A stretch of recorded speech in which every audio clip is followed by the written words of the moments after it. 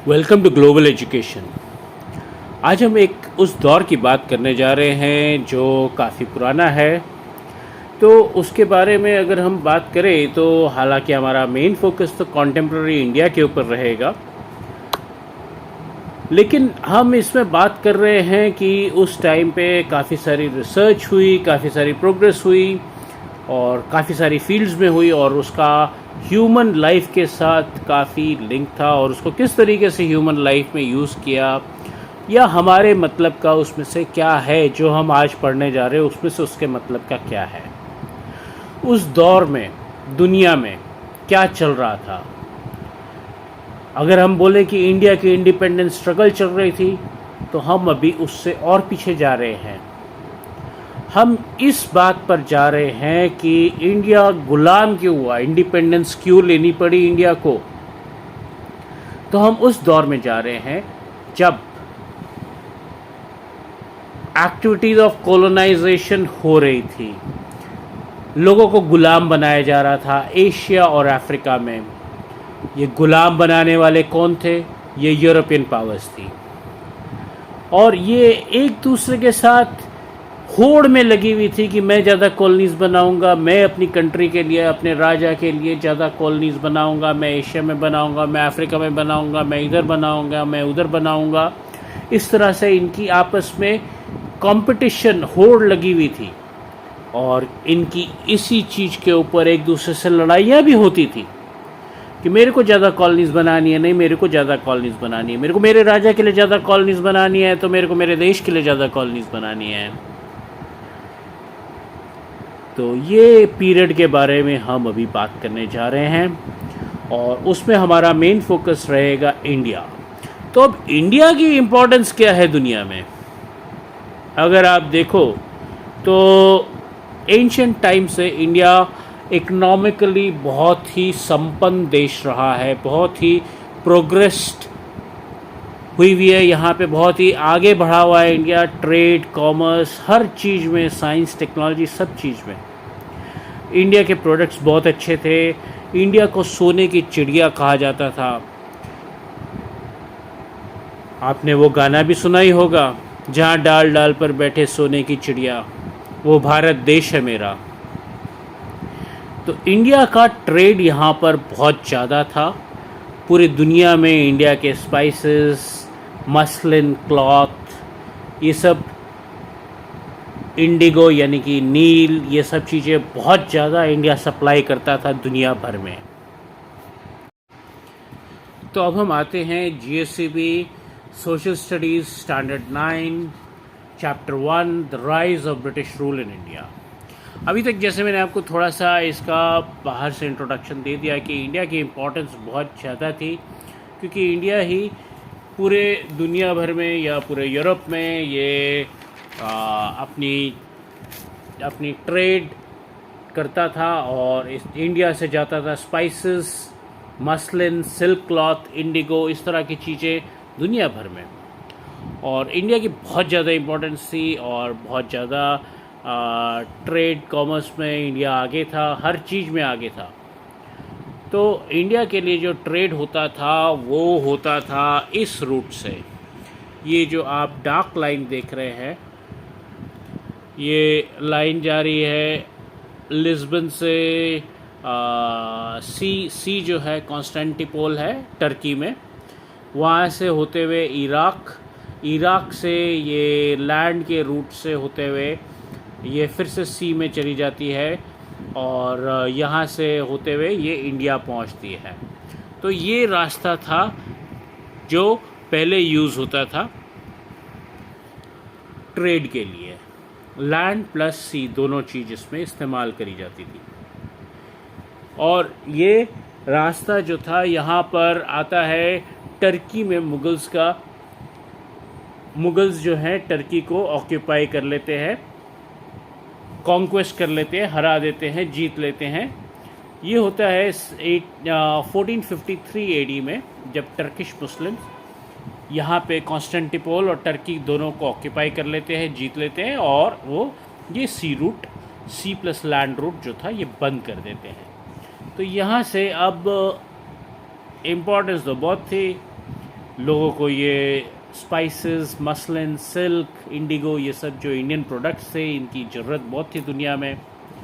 तो नए नए सी रूट्स ढूंढे गए और ये ढूंढते ढूंढते काफ़ी टाइम लगे। लोग अफोर्ड नहीं कर सकते थे ये सी रूट्स ढूंढना, क्योंकि बहुत पैसा खर्च होता था और ज़रूरी नहीं कि हर सफ़र पे उनको मिल ही जाता था करेक्ट सी रूट। तो काफ़ी इसमें वो कोशिशें हुई, कई राजाओं ने अपना कंट्रीब्यूशन दिया, उन्होंने स्पॉन्सर किया, उन्होंने पैसे भरे लोगों को, उन लोगों को प्रोत्साहित करा। तो इस तरीके से सी रूट्स ढूंढे गए। अब हम उस दौर में आ गए जब टर्की के ऊपर मुस्लिम्स का शासन आ गया और कॉन्स्टेंटिनोपल के थ्रू जो सी कम लैंड रूट था, जो यूरोप से एशिया को ज्वाइन करता था, जिसके थ्रू सारी ट्रेडिंग होती थी, वो बंद हो चुका था। अब इंडिया की इम्पोर्टेंस थी, इंडिया का स्पाइसेस, कॉटन, सिल्क, मसलिन, ये सब यूरोप में इसकी ज़रूरत तो थी और वहाँ के लोग एक नया रूट की तलाश कर रहे थे। वो नए रूट की तलाश में काफ़ी पैसा खर्च होता है और काफ़ी टाइम भी जाता है। तो वहाँ के राजाओं ने जो है वो लोगों को प्रोत्साहन दिया, इंस्पिरेशन दिया, इनकरेजमेंट दिया, इकोनॉमिक हेल्प दी कि इंडिया का रूट ढूंढ के निकालो भाई तुम। इसमें से एक थे प्रिंस हेनरी ऑफ पोर्चुगल, वो पोर्चुगल के किंग थे। उन्होंने भी ये काम किया, उन्होंने भी लोगों को प्रोत्साहित किया, इंस्पायर किया, इनकरेज किया, पैसा भी दिया। तो पोर्चुगल के बार्थोलोम्यू डायस ये थे जिन्होंने वहाँ से चले और ये पहुँचे, मैं आपको इनका रूट दिखा देता हूँ। ये पोर्चुगल के लिस्बन से चले और ये देखिए ये जा रहे हैं लिस्बन से अफ्रीका के चारों तरफ घूम के अफ्रीका की नीचे वाली टिप जो है केप ऑफ गुड होप तक पहुँच गए। इंडिया तक जाना था, इंडिया तक नहीं पहुँचे, लेकिन केप ऑफ गुड होप तक पहुँच गए। इस तरह से और लोग भी अपने लोगों को प्रोत्साहित कर रहे थे कि इंडिया का रूट ढूंढो, हमको स्पाइसेस की, इंडिया के गुड्स की ज़रूरत है। तो इसी दौर में और भी लोग थे, जैसे किंग ऑफ स्पेन, उन्होंने भी इकोनॉमिक असिस्टेंस दिया। क्रिस्टोफर कोलंबस जो थे वो ढूंढने के लिए निकले इंडिया को, एक नया ट्रेड रूट इंडिया के लिए ढूंढने के लिए निकले। वो पहुंच गए West Indies islands, Atlantic ocean में, और अपनी पूरी ज़िंदगी वो ये सोचते रहे कि उन्होंने इंडिया ढूंढ लिया है और इंडिया उनको मिल गया है। मगर उनको नहीं पता था कि वो इंडिया नहीं पहुंचे हैं। ये क्लैरिफिकेशन दिया अमेरिको वेस्पूसी ने कि ये जो ढूंढा है क्रिस्टोफर कोलंबस ने, ये इंडिया नहीं है, ये एक नई लैंड है, न्यू लैंड है, और उनके नाम के ऊपर से इसका नाम आया अमेरिका।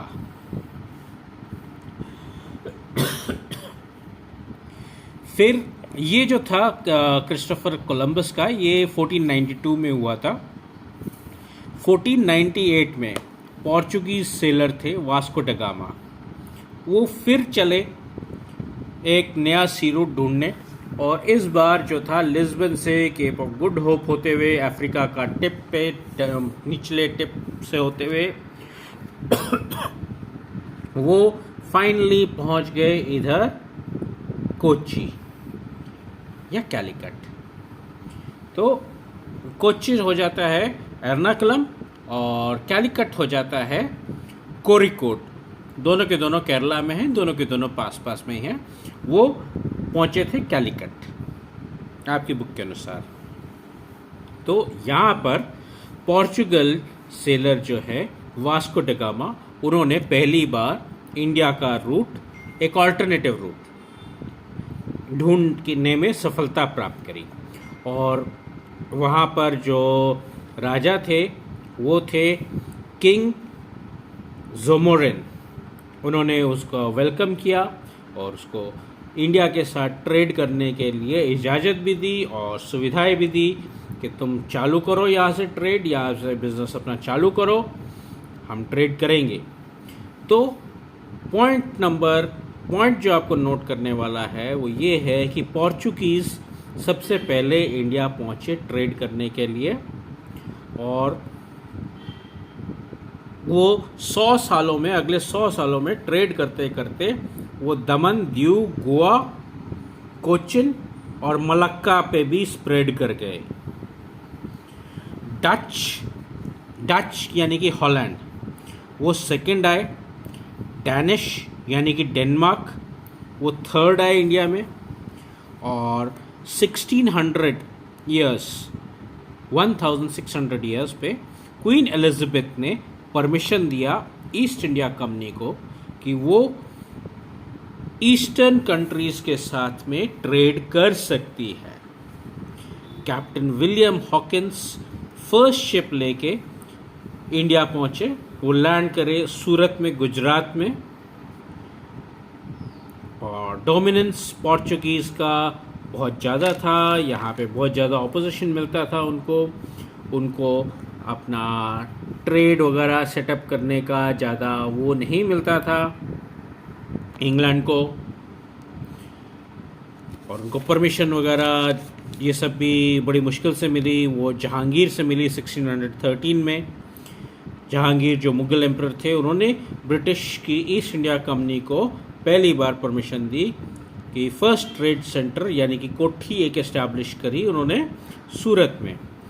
सूरत, भरूच, अहमदाबाद, ये सब जगह पे वो फिर उन्होंने अपना ट्रेड स्प्रेड किया। मराठास बहुत स्ट्रांग थे इस एरिया में, तो ब्रिटिशर्स ने अपना डेंजर सेंस कर लिया कि अब हमारा एग्जिस्टेंस यहाँ पे मुश्किल है, तो उन्होंने साउथ की तरफ मूव करना चालू किया। सूरत से साउथ की तरफ आप सूरत को देखोगे तो दमन और दीव जो है ये ऑलरेडी पोर्चुगीज़ ट्रेड यहाँ पे आ चुका हुआ था, और बीच में सूरत आता है। तो सूरत से और पोर्चुगल और साथ में मराठा दोनों का यहाँ पे दबदबा था, तो वो नीचे की तरफ आए मुंबई, और मुंबई से और नीचे होते हुए गोवा में भी पोर्चुगल थे। इस तरीके से वो नीचे होते होते वो सदर्न टिप से क्रॉस करके ईस्टर्न साइड पे, ईस्टर्न कोस्ट पे चले गए। ईस्टर्न कोस्ट पे जैसे चेन्नई, मछलीपट्टनम, चेन्नई तमिलनाडु में, मछलीपट्टनम आंध्र प्रदेश में, फिर आगे ऊपर की तरफ बढ़ते बढ़ते वो कोलकाता की तरफ भी पहुंच गए। कोलकाता में फोर्ट विलियम, चेन्नई में सेंट जॉर्ज, इस तरह से। और मुंबई में उन्होंने 1687 में अपना हेडक्वार्टर बनाया। इस बीच फ्रेंच जो थे उन्होंने भी अपना कॉन्क्वेस्ट, यहाँ पे नोट करिएगा, एक ब्रिटेन की ईस्ट इंडिया कंपनी है, east India company of Britain और east India company of France. तो ये दोनों की दोनों ईस्ट इंडिया कंपनी है, एक फ्रांस की और एक ब्रिटेन की। अब फ्रांस की ईस्ट इंडिया कंपनी जो है उन्होंने भी अपने ट्रेड सेंटर्स बनाने चालू किए 1668 एडी से, और उन्होंने अपने बनाए ट्रेड सेंटर माहे, कराईकल, पुडुचेरी यानी कि पौंडीचेरी, चंद्रनगर, मछलीपट्टनम। मछलीपट्टनम में इंग्लैंड का भी है और फ्रांस का भी है। अब ये लोग 18th सेंचुरी में अपने ट्रेड सेंटर्स इस्टेब्लिश करने में और अपना रूल इस्टेब्लिश करने में पूरी दुनिया में बहुत ही ज़्यादा व्यस्त थे, बहुत ही ज़्यादा बिजी थे। कौन? फ्रांस, इंग्लैंड, पोर्चुगल, सारी की सारी यूरोपियन पावर्स। तो यहाँ पर जो है ब्रिटिश और फ्रांस की जो टेरिटरीज थी वो बढ़ा रहे थे। 1746 और 1763 में 3 कर्नाटका वॉर्स हुई। फ्रेंच ईस्ट इंडिया कंपनी और ब्रिटिश ईस्ट इंडिया कंपनी, मतलब ईस्ट इंडिया कंपनी फ्रांस वाली और ब्रिटिशर्स की ईस्ट इंडिया कंपनी, दोनों के बीच में वॉर हुई। 3 वॉर्स। फ्रेंच की जो ईस्ट इंडिया कंपनी थी वो हार गई और वो रिस्ट्रिक्ट हो गई चंद्रनगर, कराईकल, पुडुचेरी, माहे, ये सब एरिया में। पोर्चुगीज़ रह गए गोवा, दमन, दीव में। डच यानी कि डेनमार्क जो था उसको इंडिया छोड़ना पड़ गया। तो ब्रिटिशर्स के पास अब पूरा मौका था कि उन्होंने अपना ईस्ट इंडिया कंपनी के थ्रू अपना एक्सपेंशन चालू रखा। अब क्योंकि ब्रिटिश ईस्ट इंडिया कंपनी जीत गई थी तो उसने अपना एक्सपेंशन चालू रखा। फिर आता है बैटल ऑफ पलासी। सिराजुद्दौला जो थे वो बंगाल के रूलर थे उस टाइम पे, और वो बहुत ही इम्पल्सिव नेचर के थे। खटाक से डिसीजन ले लेते थे, कुछ भी बोल देते थे, कुछ भी कर देते थे। उनके उनके खुद के एम्पायर में, उनके खुद के राज्य में उनके बहुत सारे ओपोनेंट्स थे। 23 जून 1957 को पलासी एक जगह है मुर्शिदाबाद से करीब 38 किलोमीटर दूर, वेस्ट बंगाल, वहाँ पे बैटल ऑफ पलासी लड़ा गया। लेकिन बैटल ऑफ पलासी के ऊपर जाने से पहले अगर हम जाएं कि क्यों लड़ा गया, तो वो ऐसा था कि ब्रिटिश ईस्ट इंडिया कंपनी को सिराजुद्दौला जो रूलर थे बंगाल के, उन्होंने एक जगह दी थी कोलकाता में कि आप यहाँ पे अपना गोडाउन बनाओ, अपना सेंटर बनाओ, जहाँ से आप ट्रेड कर सकते हो। ब्रिटिशर्स ने उस गोडाउन, उस ट्रेड सेंटर के ऊपर फोर्ट बना ली सिक्योरिटी रीजंस देके, और वो भी बिना किंग के परमिशन के। नवाब सिराजुद्दौला जो थे उनको गुस्सा आ गया, उन्होंने जाके वो फोर्ट्रेस तोड़ दी। ये न्यूज़ पहुंचती है चेन्नई। चेन्नई में जो थे रॉबर्ट क्लाइव, वो ये न्यूज़ सुन के वहाँ से उठे और बंगाल में उनके बंगाल हेडक्वार्टर पे अपनी फोर्स लेके चल दिए कि भाई मेरे को बंगाल की हेल्प करनी है, कोलकाता सेंटर की हेल्प करनी है। रॉबर्ट क्लाइव 3100 सोल्जर्स को लेके गए।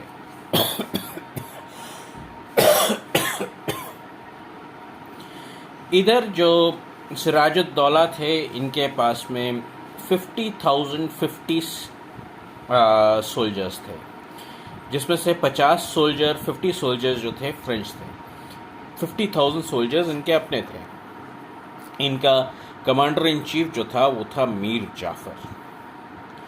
अब ये कहानी है इंडिया की सबसे बड़ी ट्रैजेडी की, सबसे बड़े धोखाधड़ी की, सबसे बड़े विश्वासघात की, और यही कारण है कि ब्रिटिशर्स इंडिया में रह पाए। जो सिराजुद्दौला के जो मीर जाफ़र जो उनके कमांडर इन चीफ थे, उनको ब्रिटिशर्स ने कोक्स किया, उनको कॉन्स्पिरेसी में शामिल किया, षड्यंत्र किया, साजिश करी, धोखा दिया कि तुम जो है ये लड़ाई हार जाओ, तुम हमारे साथ मिल जाओ, हम तुमको नवाब बना देंगे। और ये देखिए, ये कहाँ कोई मैच था। 3,100 सोल्जर्स ब्रिटिशर्स के एंड 50,050 सोल्जर्स सिराजुद्दौला के under the leadership of Mir Jafar. आज के दिन भी मीर जाफ़र का नाम जो है वो बोला जाता है कि अगर किसी ने धोखा दिया तो उसको लोग धोखेबाज नहीं बोलते, उसको मीर जाफ़र बोलते हैं कि ये मीर जाफ़र है। तो मीर जाफ़र ने ये धोखा दिया और 50,050 सिपाही जो थे 3,100 सिपाही के अगेंस्ट में आधे दिन में हार गए। ये लड़ाई जैसे मैंने आपको शुरू में बताया था कि पलासी में हुई थी, जो 38 किलोमीटर दूर है मुर्शिदाबाद उस टाइम पे बंगाल का कैपिटल होता था अंडर सिराजुद्दौला, और मीर जाफ़र को वहाँ का नवाब घोषित कर दिया गया, सिराजुद्दौला को हटा दिया गया। अब जो था ब्रिटिशर्स यानी कि ब्रिटिश ईस्ट इंडिया कंपनी, वो अपना राज्य फैलाने लग गए। 24 परगना डिस्ट्रिक्ट जो है वेस्ट बंगाल की, वहाँ पर भी उन्होंने अपना फ्री होल्ड बना लिया, उसको भी कंट्रोल में ले लिया। और ये थी foundation British east India company की या ब्रिटिश रूल इन इंडिया की। इन्होंने मीर जाफ़र से बहुत सारी ब्रिटिशर्स ने मीर जाफ़र से बहुत सारी वेल्थ और बहुत सारी पॉलिटिकल माइलेज ये सब लेने की कोशिश करी, बहुत सारी पावर लेने की कोशिश करी, और मीर जाफ़र ने जब थोड़ा सा भी कुछ रेजिस्ट किया या कुछ और पैसा मांगा अपने लिए तो उसको डीथ्रोन कर दिया, उसको हटा दिया। उन्होंने मीर कासिम को वहाँ का नवाब बना दिया बंगाल का। लेकिन मीर कासिम मीर जाफ़र से भी ज़्यादा एम्बिशियस था। मीर जाफ़र जो था वो मीर कासिम जो था वो मीर जाफ़र से भी ज़्यादा एम्बिशियस था, तो उसको भी हटाना पड़ा और मीर कासिम को हटा के मीर जाफ़र को वापस बंगाल का नवाब बनाया गया। मीर कासिम जो है वहाँ से भागा और उसने श्रेय लिया, उसने नवाब ऑफ अवध से जगह मांगी और वहाँ पे रुका। उसी टाइम पे मुग़ल एम्परर शाह आलम जो थे वो भी अवध आए हुए थे। तो अब जो है अवध में 3 जने मिलके, यानी कि नवाब ऑफ अवध जो थे सुजाउद्दौला, फिर मीर कासिम और शाह आलम सेकंड, ये 3 ने मिलके अपनी आर्मी खड़ी करी और इन्होंने लड़ाई करी ये ब्रिटिशर्स ईस्ट इंडिया कंपनी के साथ में।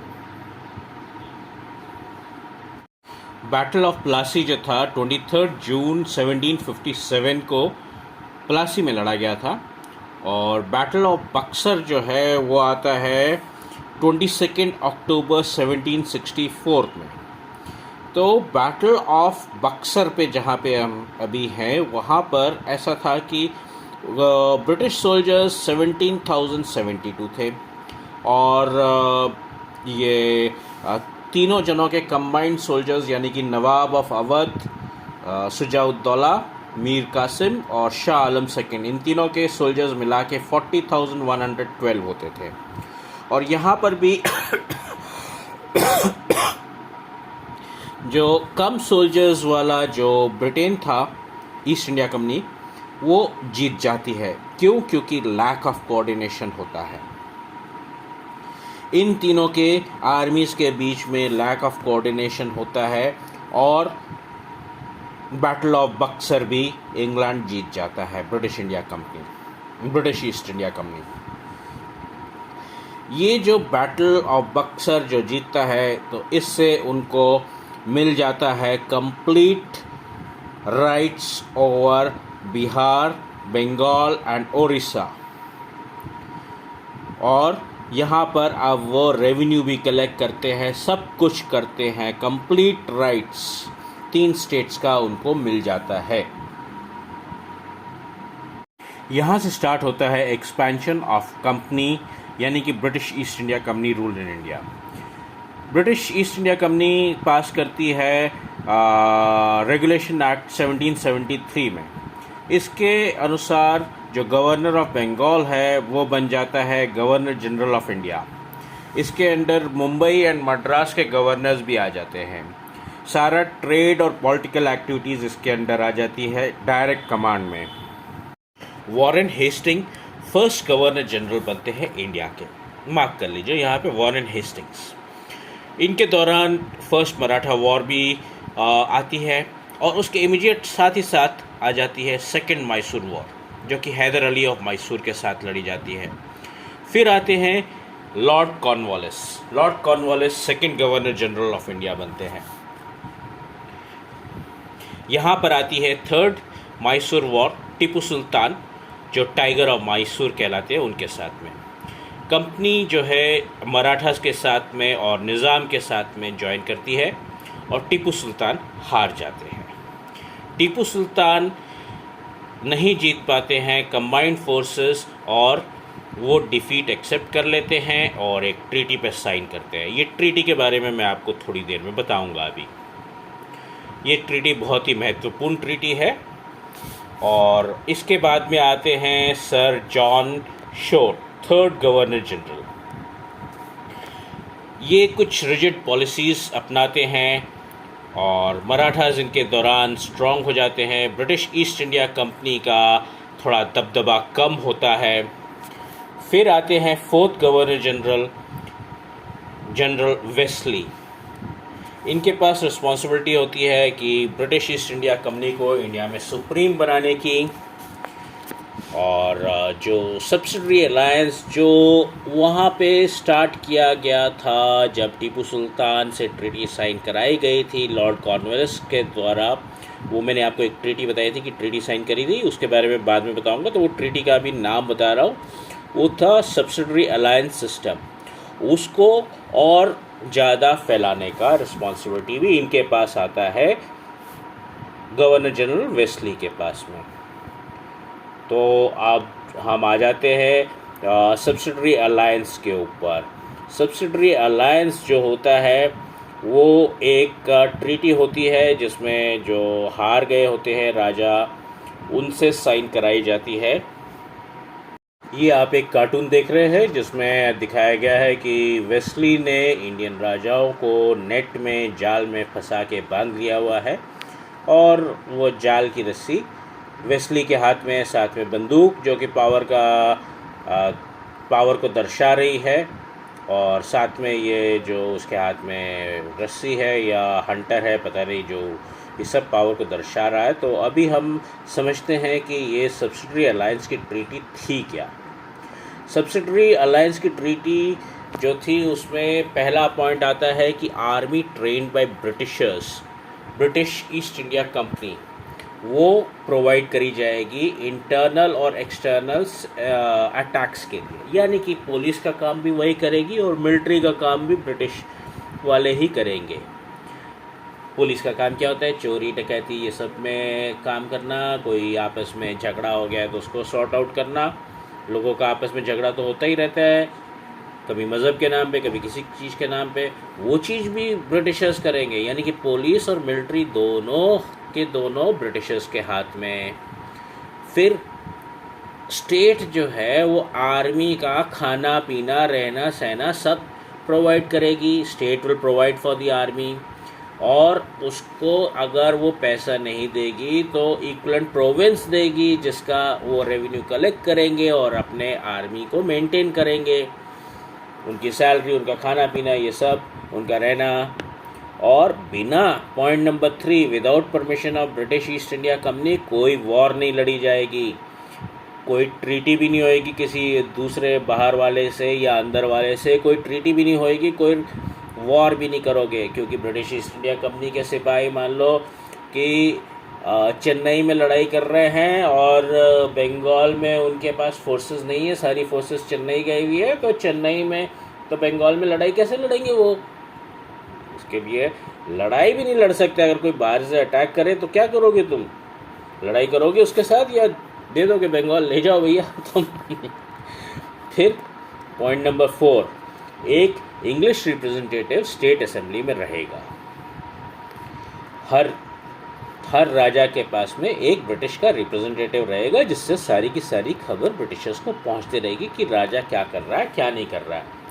पॉइंट नंबर 5, अदर फॉरेनर्स को एम्प्लॉय नहीं कर सकते हो आप स्टेट में। यानी कि अगर ये बंगाल, बिहार, उड़ीसा, चेन्नई, ये सब जैसे ब्रिटिशर्स के पास था, तो यहाँ पे आप फ्रेंच या पोर्चुगीज़ के आदमी को एम्प्लॉय नहीं कर सकते हो। इस ट्रीटी को साइन करा था निज़ाम ने, फिर मैसूर ने, टीपू सुल्तान ने, फिर अवध ने, गायकवाड़ ने, सिंधिया यानी कि आजकल की जो सिंधिया खानदान है वो वाला सिंधिया खानदान ग्वालियर का, भोंसले, होलकर, इन सब ने साइन करा। यहाँ पर मैं आपको एक चीज़ और बता देता हूँ इस ट्रीटी के बारे में कि ये ट्रीटी जो थी ये एक बहुत ही प्रॉब्लमेटिक ट्रीटी थी। इसको डुअल पावर पॉलिसी कहा जाता है। पावर दो जनों के पास में रहती थी, एक तो राजा के पास और एक ब्रिटिश गवर्नमेंट के पास में, और इसको द्विमुखी शासन भी कहा जाता है। इंडिया जो था वो, अभी आपको थोड़ा बाहर से बताता हूँ इसके बारे में। इंडिया प्रोड्यूस करता था raw material for the British industry. मतलब इंडिया ब्रिटिश इंडस्ट्री के लिए तो नहीं प्रोड्यूस करता था, वो तो अपना खुद का ट्रेड करने के लिए प्रोड्यूस करता था रॉ मटेरियल। रॉ मटेरियल जो था cotton, cloth, raw silk, sugar, jute, muslin, ये सब 1708 से लेके 1756 तक ये सब इंडिया के पास में था। अब ब्रिटिशर्स ने कहा कि ये सारा का सारा गुड्स जो है आप सिर्फ हमारे को ही दोगे, और वो दोगे कैसे कि आपको जो है ये इतने टाइम में आप मेरे को इतना गुड्स दोगे। अब मैंने आपको शुरू में कहा था कि बहुत सारी डेवलपमेंट हुई थी, बहुत सारी इंडस्ट्री लगी थी, ऐसे ऐसे करके बहुत सारी प्रॉस्पेरिटी हुई थी। तो वो सारा का सारा चीज़ जो हुआ था वो यूरोप में हुआ था। यूरोप में काफ़ी सारी इंडस्ट्री लगी, काफ़ी सारी रिसर्च हुई, काफ़ी सारी इंडस्ट्रीज़ लगी, और वैसे ही इंग्लैंड में भी इंडस्ट्री लगी। तो इंग्लैंड की इंडस्ट्री के लिए, वहाँ के इंडस्ट्री के लिए रॉ मटेरियल का सोर्स बना इंडिया का cotton cloth, raw silk, sugar, jute, muslin, ये सब चीज़ें उनकी रॉ मटेरियल बन गए। तो इंडिया से रॉ मटेरियल ले जाके इंग्लैंड में अपनी फैक्ट्री में वो लोग रॉ मटेरियल को प्रोसेस करते थे, और उसका जो फाइनल आउटकम आता था वो क्लॉथ या वो फिनिश प्रोडक्ट वो वापस ला के इंडिया में बेचते थे। दुनिया भर में और भी जगह पे बेचते थे, लेकिन इंडिया की इतनी बड़ी पॉपुलेशन थी, इतनी बड़ी मार्केट थी, तो वहाँ पे भी वो यही क्लॉथ बेचते थे। अब रॉ मटेरियल लेने के लिए अगर उन्होंने तो वो एग्रीमेंट करे, कॉन्ट्रैक्ट करे कि अगर आप मेरे को इतने टाइम के अंदर इतना रॉ मटेरियल दोगे, नहीं दोगे तो आपको पनिशमेंट मिलेगी। वो पनिशमेंट आपको जो है वो फाइन के तौर पे भी लगेगी, और आपको जेल भी हो सकती है।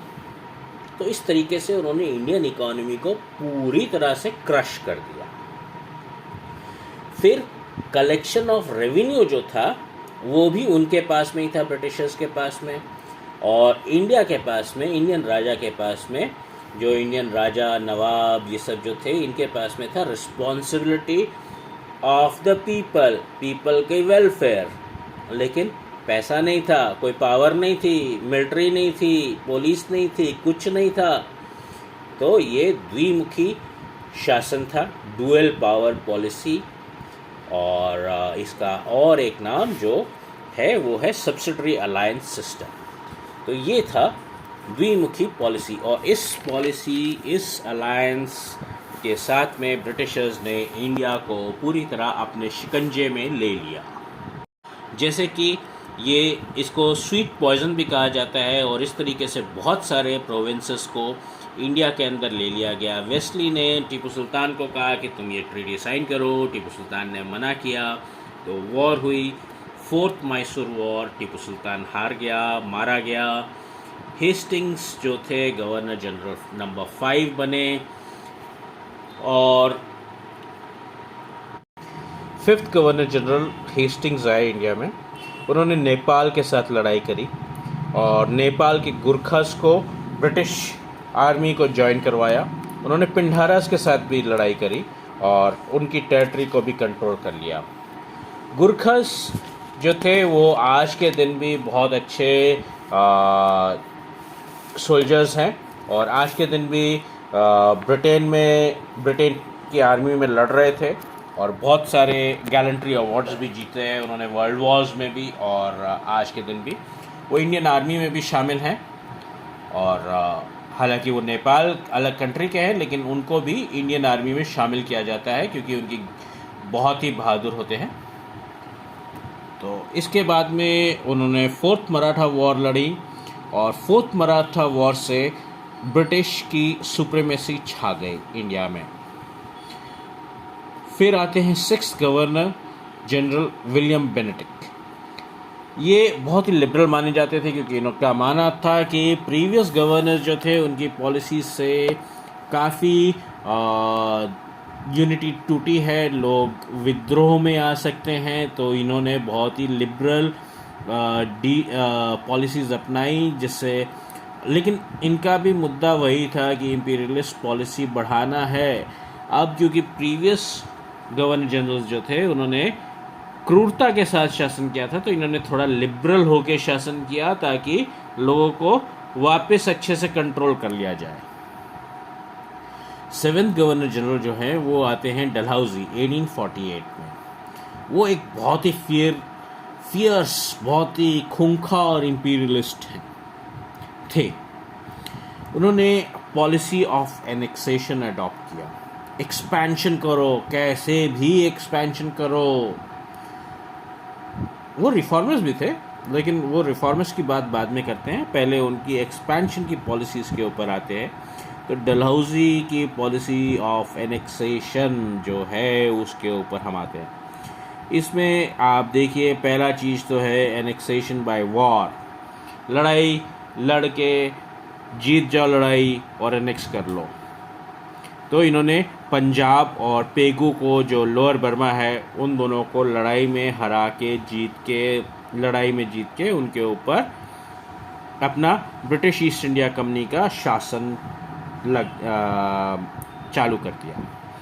फिर आता है annexation due to king dying without a heir, यानी कि किंग जो है वो मर जाता है या उसका आगे उत्तराधिकारी नहीं है, उसका आगे लड़का नहीं है, कोई उत्तराधिकारी नहीं है, कोई हेयर नहीं है जो आगे शासन को कंटिन्यू करे, तो वो स्टेट को ऑक्यूपाई कर लो। इस तरीके से इन्होंने ऑक्यूपाई किया सतारा, जैतपुर, संबलपुर, उदयपुर, एमपी का उदयपुर, राजस्थान का नहीं, झांसी, भगत, नागपुर, ये सबको इन्होंने इस तरीके से हथिया लिया। झांसी की रानी की कहानी तो आपने सुनी ही होगी, खूब लड़ी मर्दानी, वो तो झांसी वाली रानी थी। तो झांसी को भी इन्होंने इसी तरीके से हथियाया। Annexation on the pretext of mismanagement, कि भाई आपके शासन में मिसमैनेजमेंट हो रहा है, शासन ठीक से नहीं हो रहा है, हेरा फेरी हो रही है, ऐसे वैसे हो रहा है, टोटल मिसमैनेजमेंट है, आप वहाँ पे लड़ाई हो रही है, आप उसको कंट्रोल नहीं कर पा रहे हो, कुछ भी चीज़ है, मिसमैनेजमेंट का आरोप तो कुछ भी लगा दो। तो मिसमैनेजमेंट के आरोप पे इन्होंने अवध को अपने साथ मिला लिया, अपने अंडर ले लिया। Annexation on the pretext of डेब्ट कलेक्शन, मैं आपको, अरे साहब, अरे राजा जी, अरे निज़ाम जी, आपके यहाँ पे तो जो रेवेन्यू कलेक्शन है वो आपको बहुत भारी पड़ रहा है, आप नहीं कर पा रहे हो, दो मैं कर देता हूँ, मैं आपके भी यहाँ पे रेवेन्यू कलेक्ट करके दे देता हूँ आपको। और रेवेन्यू कलेक्ट करते करते पूरा राज्य ही ले लिया। तो ये काम उन्होंने किया निज़ाम के साथ में, निज़ाम का प्रोविंस इन्होंने इस तरीके से हथिया लिया। और annexation to and namesake rule, भैया ये रूल तो सिर्फ नेमसेक है कि ये राजा चला रहा है, असल में तो हम चला रहे हैं। तो उस तरीके से इन्होंने कर्नाटका और तंजौर को हथिया लिया। इस तरीके से इन्होंने अपनी डलहौजीज़ पॉलिसी ऑफ एनेक्सेशन, अपनी क्रूरता दिखाई कि मैं कितना क्रूर हूँ, कितना इम्पीरियलिस्ट हूँ, मेरे को तो सिर्फ इंग्लैंड की कॉलोनी का एरिया बढ़ाना है, मोर एंड मोर कॉलोनीज लाना है, मोर एंड मोर रेवेन्यू यानी कि लगान लाना है, मोर एंड मोर एरिया को कंट्रोल करना है, मोर एंड मोर पीपल को कंट्रोल करना है, मोर एंड मोर ट्रेड को कंट्रोल करना है, मेरे को सब चीज़ पे कंट्रोल करना है, पूरी इंडिया पे कंट्रोल करना है। ये तो जस्ट शुरुआत है। ये एक रिफॉर्मर्स भी थे, लॉर्ड डलहौजी जो थे ये रिफॉर्मर्स भी थे। इनके टाइम पर फर्स्ट रेलवे लाइन इंडिया में बनी, जो बहुत ज़्यादा दूर तक नहीं गई। 1853 एडी में मुंबई टू थाने कुछ किलोमीटर की रेलवे लाइन बनी, लेकिन यहाँ से रेलवे का स्टार्ट हो जाता है और आगे पूरी कंट्री में रेलवे लाइन बन जाती है।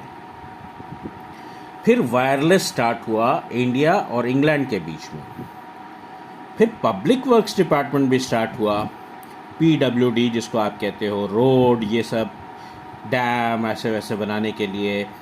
इंग्लैंड के टाइम पे कितने डैम्स थे वो तो बहुत ही कम थे, लेकिन पब्लिक वर्क्स, स्कूल की बिल्डिंग, ये सब बनाने के लिए। फिर ब्रिटिश एजुकेशन भी इन्होंने लेके आए इंडिया में। चाइल्ड मैरिज को बैन किया, बच्चों की शादी नहीं हो सकती है। विडो रीमैरिज रीस्टार्ट करवाई। तो ये सब इनके कुछ अच्छे काम भी थे। हालांकि इससे गेन किसका था? अब अगर रेलवे लाइन बनी इंडिया में या स्टार्ट हुई तो वो रेलवे लाइन सिर्फ बॉम्बे और थाने के बीच में तो नहीं रहेगी, वो पूरे इंडिया में एक्सपैंड करेगी थोड़े टाइम में। तो वो इनके ब्रिटिश सोल्जर्स के मूवमेंट के लिए और ट्रेड के मूवमेंट के लिए, ट्रेड के गुड्स एंड सर्विसेज के मूवमेंट के लिए ये सब ट्रांसपोर्टेशन फैसिलिटी, इंफ्रास्ट्रक्चर खड़ा किया इन्होंने। अल्टीमेट गेन किसका होना था? ब्रिटिशर्स का in the long run. Wireless contact स्थापित किया कम्युनिकेशन का इंग्लैंड और इंडिया के बीच में, उससे गेन किसको मिलना था? इंग्लैंड को डेफिनेटली पब्लिक वर्क्स डिपार्टमेंट चालू किया, जिसमें रोड बनती है, ब्रिज बनते हैं, ये सब बनता है, स्कूल, कॉलेज, हॉस्पिटल, ये सब बनते हैं। कर के गेन किसको होना था? ये सब बना के, रोड वोड बना के, इंफ्रास्ट्रक्चर बना के अल्टीमेटली ब्रिटिशर्स को ही होना था। फिर ब्रिटिश एजुकेशन वो इंडिया में लेके आए, यानी कि ब्रिटिश स्कूल उन्होंने इंडिया में स्थापित करे, इंग्लैंड की एजुकेशन कल्चर को इंडिया में स्टार्ट किया। उसमें भी गेन किसका होना था? ब्रिटिशर्स का, क्योंकि इतने सारे, तो वो छोटा सा तो कंट्री है, एक स्टेट या दो स्टेट इंडिया के पूरे ब्रिटेन को से बड़े हो जाएंगे, तो वो इतने छोटे से राज्य के कितने लोग होंगे। अब जितने भी लोग होंगे वो कमांडिंग पोजीशंस पे रख देंगे, टॉप की पोजीशंस पे, और नीचे की पोजीशंस में इंडिया वालों को एम्प्लॉय कर लेंगे, जो क्लर्क का काम करेगी।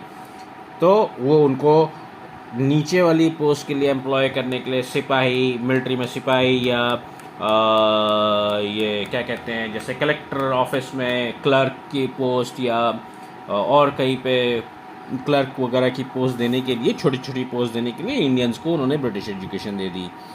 फिर चाइल्ड मैरिज उन्होंने बंद करी, वो एक अच्छा काम किया। विडो रीमैरिज स्टार्ट करी, वो भी अच्छा काम किया। अब अगर हम पिछले 100 सालों को देखें तो बैटल ऑफ प्लासी जो 1757 से लेके 1857 तक 100 साल अभी हम क्यों देख रहे हैं? क्योंकि 100 साल के बाद में इंडिया का फर्स्ट वॉर ऑफ इंडिपेंडेंस हुआ था, जिसको इंग्लैंड वाले कहते हैं the Indian mutiny 1857, mutiny of 1857। तो यहाँ से 100 सालों में इंडिया वाले पहली बार जाग के कंबाइन होके, रीजनेबली कंबाइन होके, उन्होंने फर्स्ट वॉर ऑफ इंडिपेंडेंस लड़ा था।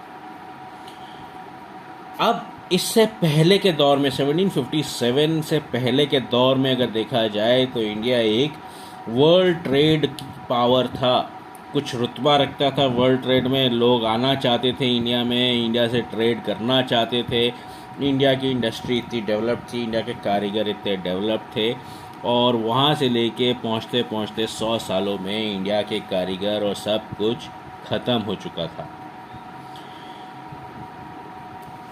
और इंडिया क्या बन गया था? रॉ मटेरियल प्रोड्यूस करेगा ब्रिटिश इंडस्ट्री के लिए। वो रॉ मटेरियल इंडिया से इंग्लैंड जाएगा, वहाँ पे उनकी फैक्ट्रियों में उसके ऊपर काम होएगा और वापस आ जाएगा इंडियन मार्केट में। इंडिया के इतनी बड़ी पॉपुलेशन उसको खरीदेगी।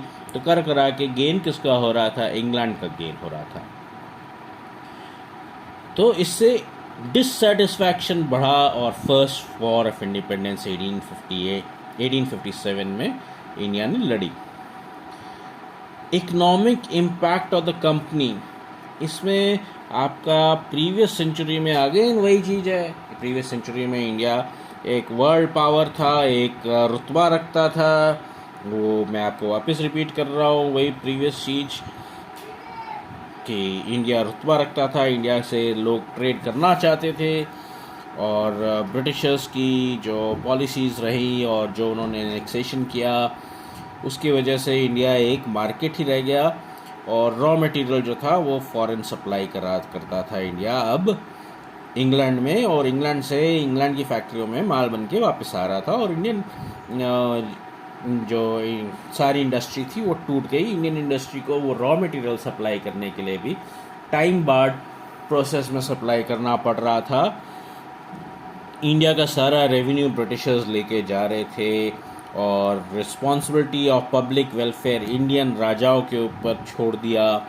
यानी कि पावर तो उनके पास और रिस्पॉन्सिबिलिटी इंडियन राजा के पास में, power of money and everything सब इंग्लैंड के पास में और रिस्पॉन्सिबिलिटी पब्लिक वेलफेयर की इंडिया के पास में। रेवेन्यू भी उनका, मिलिट्री भी उनकी, पुलिस भी उनकी, सब कुछ उनकी, सिर्फ नाम के लिए इंडियन शासन है। और उसको रिस्पॉन्सिबिलिटी दे दी कि तुम पब्लिक का गुड करो।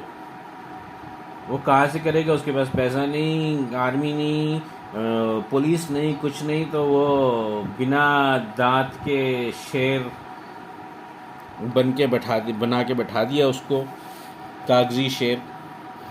तो इस तरीके से डुअल पावर पॉलिसी, द्विमुखी शासन, यानी कि सब्सिडरी अलायंस सिस्टम, इस तरीके से था।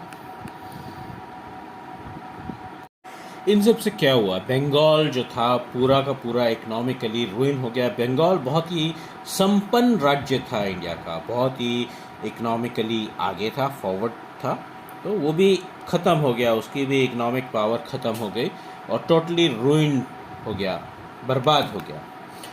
अनफेयर रेवेन्यू कलेक्शन हुआ, पॉलिसी जो थी वो ब्रिटिशर्स के हक में थी और इंडियन फार्मर के अगेंस्ट में थी। कर करा के होता क्या था कि इंडियन फार्मर कर्ज के बोझ के नीचे दब जाता था, एक डेटर बन जाता था। अनफेयर टैक्स इम्पोज करे गए इंडियन इंडस्ट्री पे, इंडियन क्लॉथ पे, ताकि इंडियन इंडस्ट्री ब्रिटिश इंडस्ट्री के सामने compete ना कर पाए। प्रॉस्परस इंडियन इंडस्ट्री जो पहले थी वो सब अब ख़त्म हो चुकी थी और रूइंस में पड़ी थी, खंडरों में पड़ी थी, कम्प्लीटली कोलैप्स हो चुकी थी। इंडियन आर्टिसन जो था, इंडियन कारीगर जो सोने का ऊपर काम करता था या कपड़े के ऊपर कढ़ाई ऐसे वैसे या मीनाकारी या और कुछ करता था इंडियन चीज़ों के ऊपर, वो अब ख़त्म हो चुका था, गरीब हो चुका था, अनएम्प्लॉयड, काम भी नहीं था। और इंडियन वीवर्स जो थे, जो कपड़ा बुनते थे, उनको एक डेफिनेट टाइम के अंडर कॉन्ट्रैक्ट कर लिया था ना कि एक इतने से टाइम में आप हमको इतना कपड़ा दे दो, अगर नहीं दोगे तो हम तुम्हारे को पनिशमेंट देंगे। पनिशमेंट क्या, उसको हंटर से मारा जाता था, लैशिंग करी जाती थी, जेल भेज दिया जाता था, फाइन भी इम्पोज कर दिया जाता था। कंपनी रूल से पहले इंडिया के हर गांव सेल्फ रिलायंट था, प्रॉस्परस था, अपना खुद का बिजनेस वगैरह सब कुछ कर रहा था और वो अब सब ख़त्म हो चुका था। सब लोग डिपेंडेंट थे, डिपेंडेंट ऑन द ब्रिटिशर्स थे, गरीब थे। कुछ पॉजिटिव भी थे, कुछ पॉजिटिव भी आया ब्रिटिश रूल से, वो था फर्स्ट रेलवे लाइन। हालांकि वो सारी चीज़ें जो पॉजिटिव आई थी वो सारी की सारी एडवांटेज उसका ब्रिटिशर्स के पास में ही था उस टाइम पे, वो सारी चीज़ें इस्टेब्लिश करी गई थी for the benefit of British east India company या ब्रिटिशर्स के बेनिफिट के लिए, लेकिन वो इंडिया के लिए भी पॉजिटिव साबित हुई। जैसे कि first railway line between Mumbai and Thane, steamer service between India and England, फिर कुछ पोर्ट्स का भी डेवलपमेंट हुआ, मुंबई, मद्रास, कोलकाता, मुंबई यानी कि उस टाइम पे बॉम्बे, आज के दिन मुंबई, मद्रास यानी कि आज के दिन चेन्नई, और कोलकाता यानी कि तब Calcutta. Social impact of the company rule.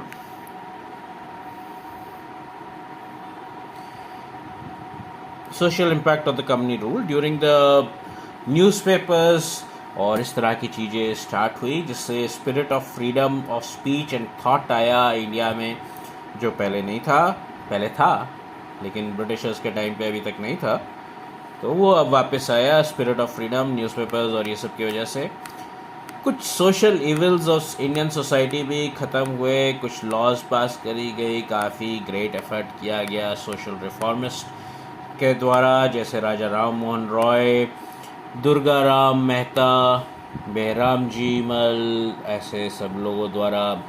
इन सब के एफर्ट्स के वजह से सती सिस्टम ख़त्म हुआ। फीमेल इन्फेंटिसाइड यानी कि जब लड़की पैदा होती है तो बचपन में ही उसको मार देते हैं, पैदा होने के बाद में ही। फिर चाइल्ड मैरिज को रोका गया, बच्चों की मैरिज नहीं करो, बड़े होने दो तब मैरिज करना, पढ़ने लिखने और अपने पैर पे खड़े हो जाए उसके बाद में मैरिज करना, ये सब चीज़ें थोड़ी सी पॉजिटिव में आई। इंग्लिश एजुकेशन सिस्टम जो था वो आया इंडिया में, उसका मेन मकसद क्या था कि एडमिनिस्ट्रेटिव फ्रेमवर्क ऑफ इंडिया जो है उसमें थोड़ा बहुत क्लर्क्स वगैरह इंग्लैंड को चाहिए है या सिपाही चाहिए, तो उनको थोड़ा सा कम्युनिकेशन तो हो जाए उनके साथ, उनको थोड़ी बहुत इंग्लिश तो आ जाए, थोड़ा बहुत उनके तरीके से वो एजुकेट हो जाए तो उनके तरीके से काम कर लेंगे। तो इंग्लिश एजुकेशन सिस्टम आई। फिर आता है यूनिवर्सिटीज़ भी आई इंडिया में, जैसे मुंबई, मद्रास, कोलकाता में यूनिवर्सिटीज़ भी इस्टेब्लिश करी गई। एक क्लास ऑफ पीपल आए जो उनकी तरह से सोच सकते थे, इंग्लैंड की तरह के रख सकते थे। क्यों? क्योंकि वो इंग्लिश सिस्टम ऑफ एजुकेशन से पढ़े हुए थे। और ये लोगों ने अपनी डिमांड्स रखनी चालू करी या सोशल रिफॉर्म्स करने चालू करे। तो ये सोशल रिफॉर्म्स जो थे ये मोमेंटम गेन करे। अगर हम कंक्लूड करें इस चैप्टर को तो क्या कंक्लूजन निकलता है? ईस्ट इंडिया कंपनी इंडिया में आई। क्यों आई? इंडिया की प्रॉस्पेरिटी और ट्रेड अपॉर्चुनिटी को देख के, और वो ट्रेड अपॉर्चुनिटी को देख के उसने इंडिया पे आने की सोची और इंडिया में आई। इंडिया में आके उसने इंडिया पे हुकूमत करी। कुछ गुड रिज़ल्ट आए, कुछ बैड रिज़ल्ट आए, कुछ लड़ाइयाँ लड़ी। पहले तो अपने खुद की लड़ाइयाँ लड़ी, यानी कि within the Europeans, France, Portugal, Danes, Danish, इन सब से लड़ाई लड़ी, उनको हटाया और फिर खुद हुकूमत अपनी कॉलोनी बनाई।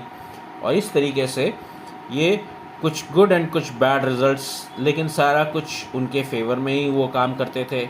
वो बात अलग है कि कुछ उनके काम हमारे फेवर में भी हो जाते थे, या बाद में उनका लॉन्ग टर्म इफ़ेक्ट ये था कि वो हमारे फेवर में आ जाते थे।